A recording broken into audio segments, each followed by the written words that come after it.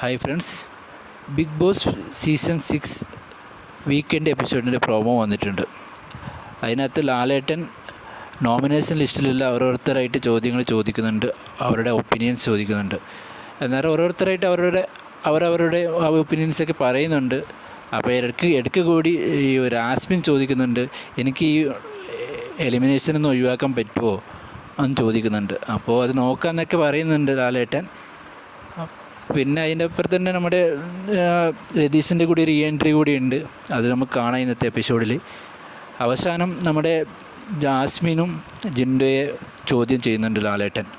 അപ്പോൾ ആരുടെ ഭാഗത്താണ് തെറ്റെന്ന് അറിയില്ല. അപ്പോൾ നമുക്ക് എന്തായാലും ലാലേട്ടൻ്റെ എങ്ങനെയാണ് അതിൽ ലാലേട്ടൻ അതിന് പ്രതികരിക്കുന്നതെന്ന് നമുക്ക് ഇന്ന് തന്നെ കാണാം.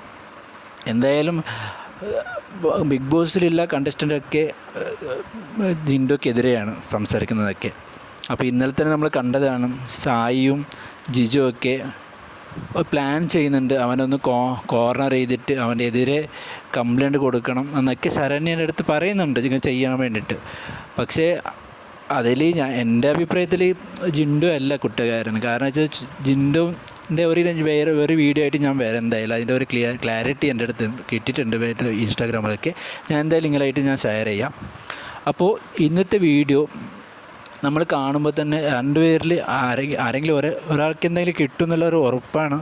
ചിലപ്പോൾ അത് യെല്ലോ കാർഡ് ആയിരിക്കാം, അല്ലെങ്കിൽ സ്ട്രൈക്ക് കാർഡ് ആയിരിക്കാം, അല്ലെങ്കിൽ പിന്നെ റെഡ് കാർഡ് ആയിരിക്കാം, അല്ലെങ്കിൽ പിന്നെ അടുത്ത ഇനി വരുന്ന ഒരു നോമിനേഷൻ ലിസ്റ്റിൽ രണ്ടുപേരുടെ പേരുണ്ടാവുക, അല്ലെങ്കിൽ ജിൻഡോയുടെ പേരായിരിക്കാം, അല്ലെങ്കിൽ ജാസ്മിൻ്റെ പേരായിരിക്കാം. അതെന്തായാലും നമുക്ക് ഇന്ന് തന്നെ കണ്ടറിയാം.